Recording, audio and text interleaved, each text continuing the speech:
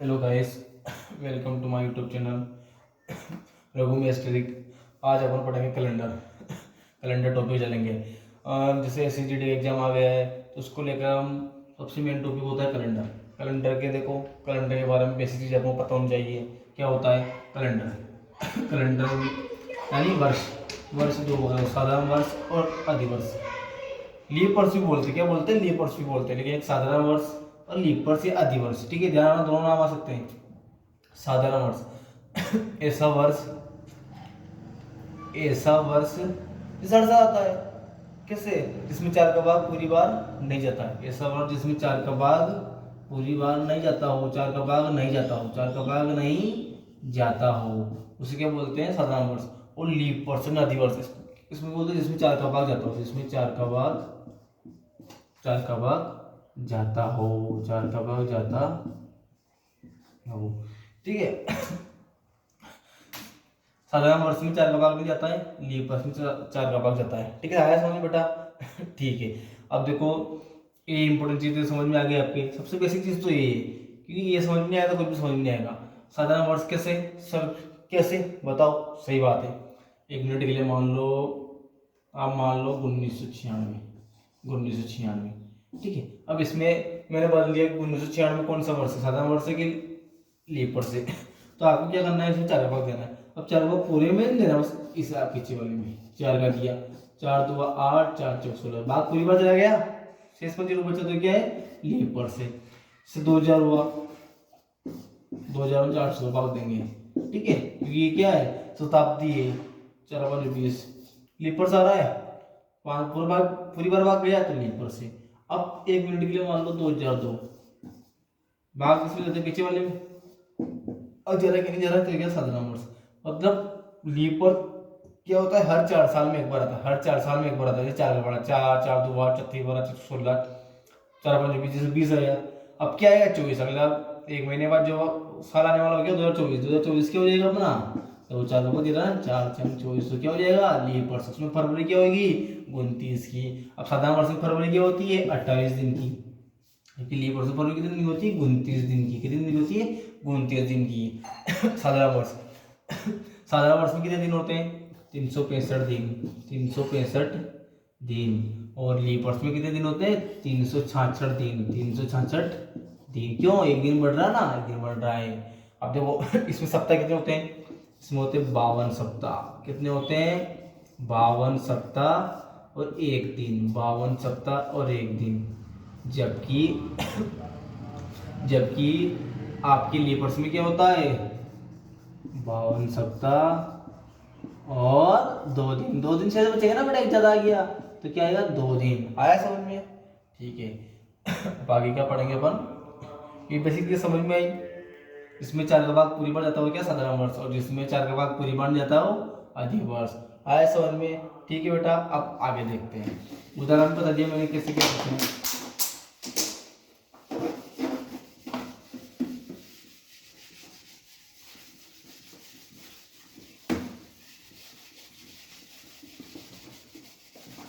देखो बेटा, अब देखते हैं साधारण वर्ष हो गया। अब उसके बाद देखते हैं साधारण वर्ष किसको बोलते हैं, साधारण वर्ष में क्या क्या होता है।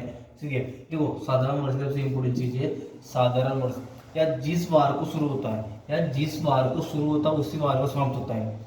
साधारण वर्ष है ना, जिस दिन शुरू होता है ना उसी दिन समाप्त होता है। कैसे, जैसे मान लो 2002 साधारण वर्ष है, 2002 साधारण वर्ष है, तो 2002 1 जनवरी के दिन, 1 जनवरी के दिन सोमवार है, 1 जनवरी के दिन सोमवार है, तो 2002 में ही 31 दिसंबर के दिन क्या वार होगा, सोमवार होगा। क्या होगा, सोमवार होगा। मतलब साधारण वर्ष का नियम क्या बोलता है कि साधारण वर्ष जिस दिन शुरू होता है उसी वार को समाप्त होता है। मतलब साधारण वर्ष जिस वार को शुरू होता है उसी वार को समाप्त होता है। आया समझ में? जबकि लीप वर्ष में उल्टा होता है। लीप वर्ष क्या है, जिस वार को शुरू होता है उसके अगले दिन समझ, 2004 अपना कट रहा है ना, तो क्या है, लीप वर्ष है। अब 2004 मान लो 1 जनवरी को कुछ भी मान लो, बुधवार मान लो, बुधवार है, तो 31 दिसंबर 2004 सॉरी, है ना, उसी साल 31 दिसंबर को क्या होगा? गुरुवार। क्या होगा? गुरुवार। मान लो लीपर्स क्या बोलते हैं? लीपर्स का मेन नियम होता है कि लीपर्स जिस वार को शुरू होता है उसके अगले वार को खत्म होता है। लीपर्स जिस वार को शुरू होता है उसके अगले वार को खत्म होता है। आया समझ में? साधारण वर्ष में क्या होता है? जिस वार को शुरू हुआ उसी वार को समाप्त हुआ। जबकि लीपर्स क्या है? जिस वार को शुरू हुआ उसके अगले वार को समाप्त हुआ। आया समझ में? अब एक और इम्पोर्टेंट चीज देखना बेटा, साधारण वर्ष से अगले वर्ष में जाने के लिए कितने दिन का अंतर होता है? 1 दिन का। मान लो 2002 1 जनवरी को सोमवार, हाँ मैं आपको क्या बता रहा था मान लो 1 जनवरी को सोमवार है, 1 जनवरी 2002 को क्या है? सोमवार है। तो उसी प्रकार 1 जनवरी 2003 को क्या वार होगा? सोमवार है। अब सोमवार दिन शुरू हुआ, सोमवार दिन खत्म हुआ, तो क्या होगा? मंगलवार। क्या होगा? मंगलवार। आया समझ में बेटा? मतलब मेन चीज क्या है? नियम देखना, लिख लो चाहे साधारण वर्ष जिस दिन शुरू होता है उसी दिन समाप्त होता है, तो जानते हो। अब साधारण वर्ष से अगले वर्ष में जाने के लिए कितने दिन का अंतर होता है? 1 दिन का। देखो 1 जनवरी 2002 को सोमवार है, तो उसी प्रकार 1 जनवरी 2003 को क्या वार है? मंगलवार। मतलब एक अगला साल है ना। तो साधारण वर्ष में एक वर्ष से दूसरे वर्ष में जाने के लिए कितने दिन का अंतर होता है? 1 दिन का अंतर। कितने दिन का अंतर होता है? 1 दिन का। इसी प्रकार लीप वर्ष में देखो 1 जनवरी 2004 को बुधवार है, 1 जनवरी 2004 को बुधवार है, तो 1 जनवरी 2005 को क्या वार होगा? तो देखो 1 जनवरी को बुधवार है, 31 दिसंबर को गुरुवार है, तो 1 जनवरी को क्या होगा? शुक्रवार। क्या होगा? शुक्रवार। क्या होगा बेटा? शुक्रवार। अब देखो तो नियम क्या बोलता है? नियम क्या बोलता है देखना ध्यान से, सुनना बेटा, नोट कर लो। देखो लीप वर्ष जिस दिन शुरू होता है उसके अगले वार को समाप्त होता है। लीप वर्ष जिस वार को शुरू होता है उसके अगले वार को समाप्त होता है, ठीक है। और लीप वर्ष में एक वर्ष से अगले वर्ष में जाने के लिए कितने दिन का अंतर होता है? 2 दिन का। लीप वर्ष में एक वर्ष से दूसरे वर्ष में जाने के लिए कितने दिन का अंतर होता है? 2 दिन का। कितने दिन का अंतर होता है? 2 दिन का। इंपॉर्टेंट चीज, साधारण वर्ष में कितने दिन का अंतर होता है? 1 दिन का। और लीप वर्ष में कितने दिन का अंतर होता है? 2 दिन का। आया समझ में बेटा? ये बेसिक चीजें है, इनको भूलने जाना आप, ठीक है। ये इंपॉर्टेंट चीज है, ये याद होनी चाहिए कि साधारण वर्ष में किस दिन शुरू होता है उसी वार को समाप्त होता है। लीप वर्ष जिस दिन शुरू होता है उसके अगले वार को समाप्त होता है। और साधारण वर्ष में एक वर्ष से अगले वर्ष में जाने के लिए 1 दिन का अंतर होता है, जबकि लीप वर्ष में एक वर्ष से अगले वर्ष में जाने के लिए 2 दिन का अंतर होता है। वैसे ही आगे अंतर है वैसे पीछे अंतर है। आया समझ बेटा? ऐसे आगे अंतर है वैसे पीछे अंतर है। आया। अब आगे देखते हैं अपन क्या देखेंगे। अब इंपॉर्टेंट मेन चीजें तो हो गई अपनी, जो बेसिक है, बेसिक चीजें तो हो गई, जो इंपॉर्टेंट भी है। अब अपन देखते हैं कि लीपर्स की चार्ट कितना बता दिया मैंने, 4 का भाग देखिए, ठीक है बेटा। आया समझ में?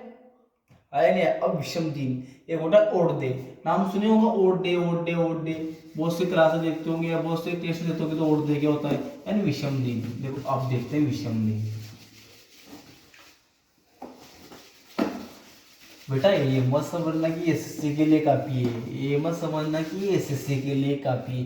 बेटा हर एग्जाम में कैलेंडर, हर एग्जाम पूछा जाता है। आपकी बीएसटीसी में पूछा जाता है, आपकी बीएसटीसी में पूछा जाता है, आपकी पीटीईटी में आता है, आपके राजस्थान पुलिस में आता है, राजस्थान पुलिस में आता है, अभी आरपीएफ और बहुत सी भर्ती आने वाली। आपकी एसएससी लेवल की जितनी भर्तियां हो, केंद्रीय लेवल की भर्तियां हो, बीएसएफ हुई और आपके सीआईएसएफ हो, सीआरपीएफ, जितनी अंदर अलग से भर्ती आती है ना उसके अंदर भी एसएससी हो ही रहा है। और जितने भी एग्जाम है बेटा केंद्र के या राज्य के, उनमें कैलेंडर तो पूछा जाता है। मतलब रीजनिंग आती है, रीजनिंग आती है तो कैलेंडर आता है कि मेन टॉपिक यही है, बॉस कौन है? कैलेंडर। इसलिए तो यही शुरुआत कर रहे हैं अपन। अब देखो बेटा देखते हैं अपन आज विषम दिन। विषम दिन कैसे निकालते हैं? देखो ऐसे दिन जो सप्ताह के चक्र से बाहर होते हैं, ऐसे दिन सप्ताह के चक्र से बाहर होते हैं, विषम दिन किसको बोलते हैं? जो बच गए। 1 मिनट के लिए मान लो 25, मैंने बोला इसमें कितने विषम दिन है, आपको कुछ भी नहीं करना। विषम दिन के लिए 7 का भाग देना, 7 या 21, 7 या 21, कितने बच गए? 22, 23, 24, 4 बच गए ना। तो विषम दिन कितने हो गए? 4। मतलब विषम दिन निकालने के लिए क्या करना पड़ेगा? 7 का भाग देना है। विषम दिन निकालने के लिए 7 का भाग देना पड़ेगा। अगर बोल दिया जनवरी में कितने विषम दिन है, जनवरी में कितने दिन होते हैं? 31, विषम दिन के लिए क्या 7 का 7 चौक 28, तो कितने बच गए 29 30 31 3, तो कितने विषम दिन हो गए 3। इससे मतलब नहीं रखना है कितने बार भाग जा रहा है विषम दिन। विषम दिन निकालने के लिए किसका भाग दोगे 7 का, आया समझ बेटा। विषम दिन निकालने के लिए किसका भाग दोगे 7 का। ये इंपॉर्टेंट चीज है, विषम दिन बहुत काम आया, ये समझ लो आप एक जड़ का एक कण है, जड़ का एक कण, ठीक है। आज अब मैं आपको एक क्वेश्चन देखता हूँ, क्वेश्चन के द्वारा आपको एक चीज समझाता हूँ। देखो आज गुरुवार है, 1 मिनट के लिए मान लो आज क्या वार है गुरुवार, नॉर्मल चीज है, आज गुरुवार है, आज गुरुवार है, तो 50 दिन बाद क्या वार होगा, 50 दिन बाद क्या वार होगा, क्या कौन सा वार होगा, 50 दिन बाद क्या वार होगा, कौन सा वार होगा, ये पूछे ना 50 दिन बाद क्या वार होगा या कौन सा वार होगा, है समझ बेटा। देख तो आज गुरुवार है, 50 दिन बाद, ये तो आपका गुरुवार प्लस 50 दिन बाद, और 50 दिन जोड़ने बैठोगे आज से, और शुक्रवार शनिवार रविवार सोमवार ऐसे बढ़ोगे नहीं। सप्ताह कितने दिन का होता है 7 दिन का। विषम दिन के लिए किसके भाग देते हैं 7 का, वही तो सप्ताह है, 7 का भाग दो 7 से 3 गुण 50 कितना बच गया 1, तो विषम दिन कितना हो गया 1 प्लस 1 गुरुवार 1 शुक्रवार, गुरुवार प्लस 1 शुक्रवार, तो क्या वार होगा शुक्रवार। 50 दिन बाद कौन सा वार होगा शुक्रवार। अगर मैं पूछ लूं कि 50 दिन पहले क्या वार होगा, 50 दिन पहले कौन सा वार होगा, 50 दिन पहले कौन सा वार होगा, वही कर दो, 7 का भाग दिया, एक विषम दिन आ गया, गुरुवार में से 1 माइनस किया तो क्या आ जाएगा बुधवार, क्या आ जाएगा बुधवार। कुछ आ रहा है बेटा समझ में, आ रहा तो कमेंट करो, पूछो आया समझ में, जिसको पहले उत्तर आ रहा हो कमेंट करो, ठीक है। इसी बात एक क्वेश्चन और देखो, एक क्वेश्चन और देखो, इसका उत्तर आप दो बेटा।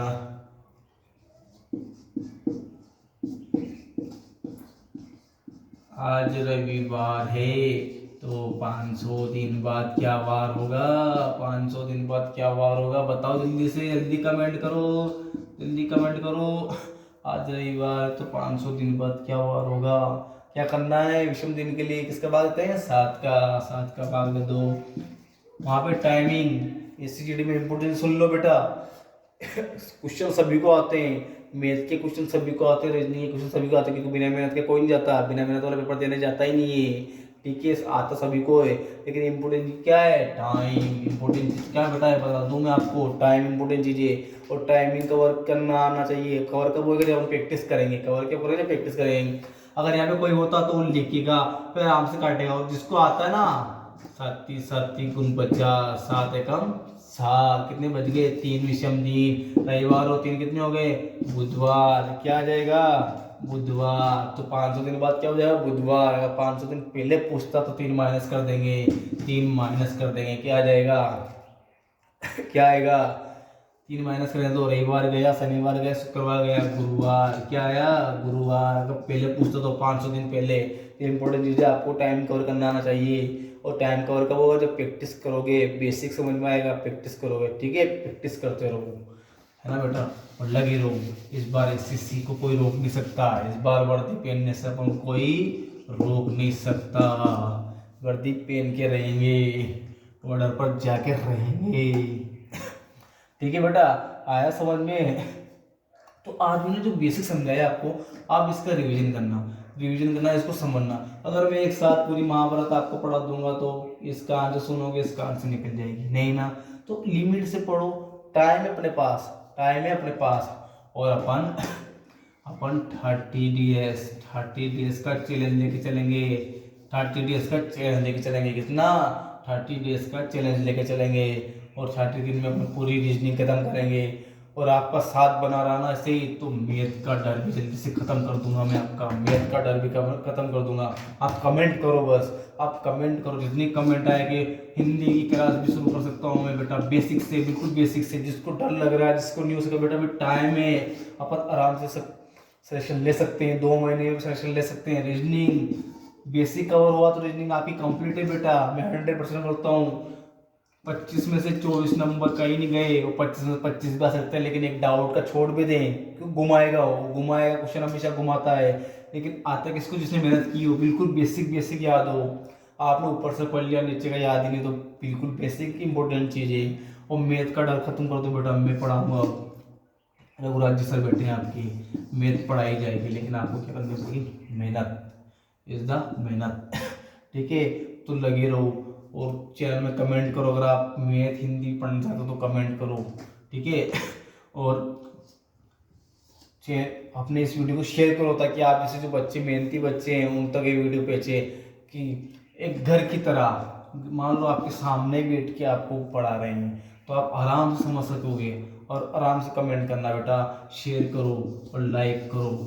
बाकी सब्सक्राइब की तो कहने की जरूरत नहीं पड़ेगी मुझे, कि सब्सक्राइब करोगे तो मेरा नोटिफिकेशन आपके पास आएगा। तो बेटा सब्सक्राइब करो, सब्सक्राइब करो और आगे बढ़ो। और इस बार वर्दी पहननी है, वर्दी पहननी, इसको मत भूलना बेटा, चाहे बीएसएफ हो चाहे सीआईएसएफ हो, लेकिन इम्पोर्टेंट चीज़ अपनी एसएससी कवर करनी है, इसके लिए मेहनत करनी पड़ेगी। आप चैनल को सब्सक्राइब करो बेटा, और आगे से आगे शेयर करो। अपन ऐसे मेहनत करते रहेंगे, अपन को मेहनत करने से कोई रोकेगा नहीं, बस मेहनत तो आपको करनी है। मैं बोल दूंगा, आप 2 दिन पढ़ोगे फिर छोड़ दोगे तो बेटा इससे एसएससी कवर नहीं होगी। इसके लिए आपको बैठना पड़ेगा, आज जो मैंने पढ़ाया उसका रिवीजन करो। जब मैं टेस्ट लूँगा तब आपके नंबर आने चाहिए, कहीं भी टेस्ट दो तो भी नंबर आने चाहिए। कैलेंडर इंपॉर्टेंट टॉपिक बेटा, फिर बोल रहा हूँ मैं, इसके क्वेश्चन जरूर आते हैं, तो आप इसकी तैयारी करो। ठीक है, आया समझ में? और चैनल को सब्सक्राइब करो बेटा। जय हिंद, जय भारत।